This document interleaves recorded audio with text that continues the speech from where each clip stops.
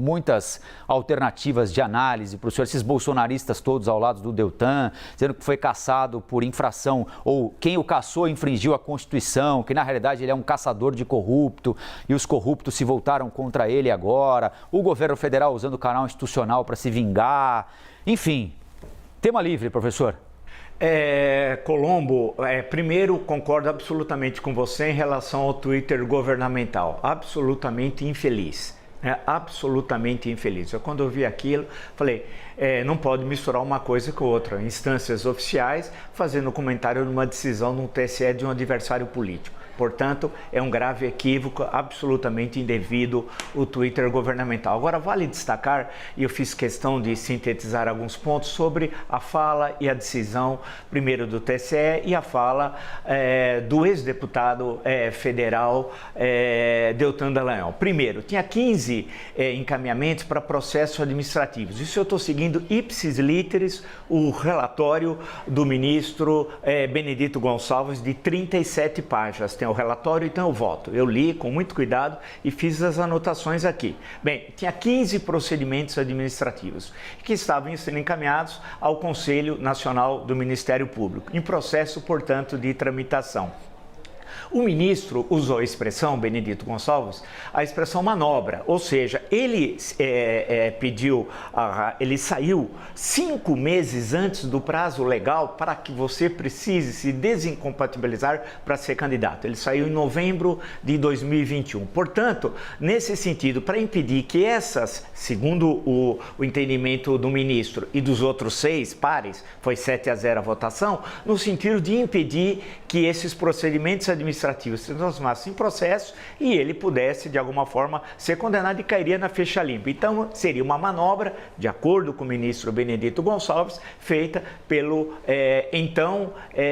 candidato Deltan Dallagnol. Ele saiu, volto a dizer, a novembro de 2021, 5 meses antes do prazo legal para você se retirar da função que exerce, etc. Tal, falando uma linguagem mais vulgar, né? Se desincompatibilizaram para sair candidato. Portanto, tudo muito estranho. Segundo, a questão também, há uma jurisprudência consolidada sobre o assunto. Não é só ele que foi atingido por isso. É a lei da ficha limpa. E ele sabe muito bem, melhor do que eu, o que é a lei da ficha limpa. Portanto, não foi algo contra ele, mas foi o cumprimento estritamente do que determina a lei da ficha limpa, né?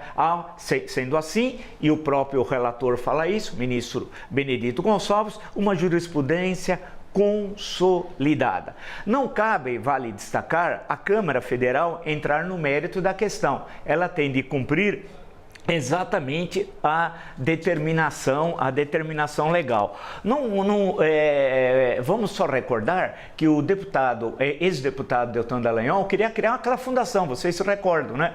Que ele queria administrar 2 bilhões e 500 milhões de reais de um dinheiro de uma multa da Petrobras nos Estados Unidos. Ele queria administrar 2 bilhões e 500 milhões de reais de uma fundação para combater a corrupção. Algo assim nunca visto na história do Brasil e foi impedido pelo Supremo Tribunal Federal. Lembrando também, né, que ele, ao fazer a acusação que esse era um dia de festa para corruptos, é um problema muito grave, porque ele faz citação a vários supostos corruptos e um deles ao decano da Suprema Corte Brasileira, o ministro Gilmar Mendes, né? Então, não só ele vai recorrer ao STF da condenação, como ele acusa o ministro Gilmar Mendes de corrupto, e nesse sentido ele tem evidentemente de provar, isso é muito grave. Ele faz também, por fim, citações religiosas, falou até de José do Egito, né, num ar bem messiânico que caracteriza a sua atuação, tanto na Operação Lava Jato, como na campanha eleitoral e assim como no exercício quando foi deputado, né? Vamos lembrar que ele espalhou a fake news de que a Bíblia seria proibida pelo governo comunista do Lula. Primeiro, o governo do Lula não é comunista. Segundo, um projeto de lei da fake news não proibiria a Bíblia, portanto ele espalhou fake news e mentiu, portanto, né? Ele escolheu 11 passagens da Bíblia. Eu tenho aqui, inclusive, que ele me mandou. eu tenho aqui registrado, viu, ex-deputado, então eu não estou inventando. E citou até José do Egito, eu falei, só faltou citar, para quem conhece aquelas passagens, a mulher de Putifar. E por fim, o caso dele nada tem a ver com o caso do Sérgio Moro, senador, até o momento, né? São casos, quer dizer, não há uma caça aos que caçaram os corruptos. Isso é uma construção, é uma inverdade de alguém que violou a lei, como o ex-deputado. No caso do atual senador, não sei até quando, Sérgio Moro, a ação é do PL, do Partido Liberal do Paraná, e é totalmente diferente do caso do Deltan. Vale lembrar que eu estava lendo agora aqui a decisão, isso está no relatório do ministro Benedito Gonçalves, a candidatura dele só foi legalizada 20 dias após a eleição, do dia 2 de outubro. Portanto, a legalização da candidatura foi a posteriori, quase 3 semanas depois, pelo Tribunal Regional Eleitoral do Paraná. Então vamos esclarecer bem os pontos que ele fala uma outra história, que não corresponde à verdade.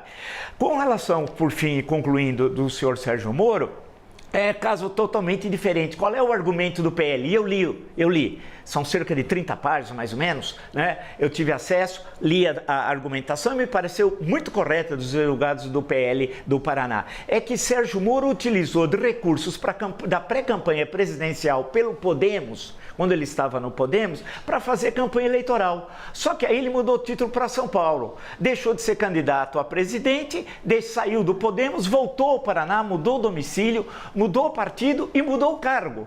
Só que ele já tinha gasto um valor superior ao que é permitido pela lei para a campanha para o Senado. Sendo assim, o que ele fez viola a legislação. E mais ainda, o senhor Sérgio Moro colocou como suplente o seu amigo do coração, que era também seu advogado, como suplente, está lá, ele não pode dizer que não.